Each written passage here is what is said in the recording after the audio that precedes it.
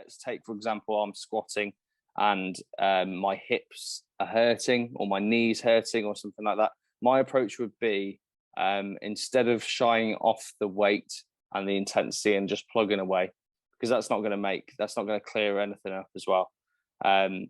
It would be switch that exercise to a variation that doesn't hurt.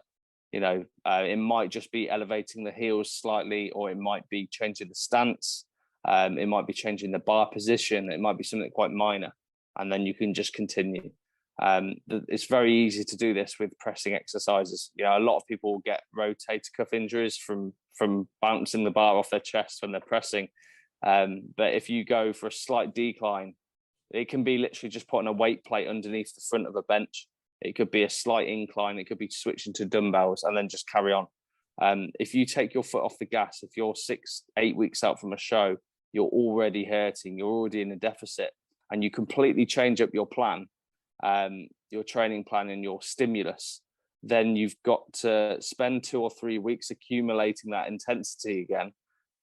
And you're not going to build strength, going into a show to a degree. You're not on a new exercise, So I would try and keep things the same, but work around injuries.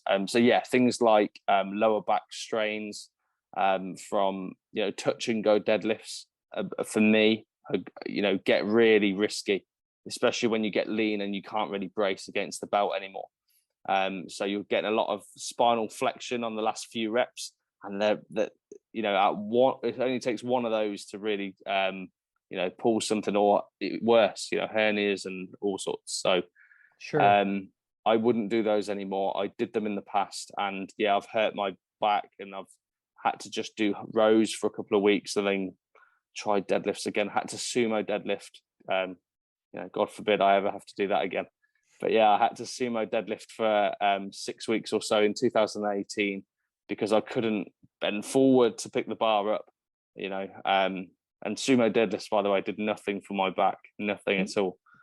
No. Wow. So a lot of lower body, I'm assuming.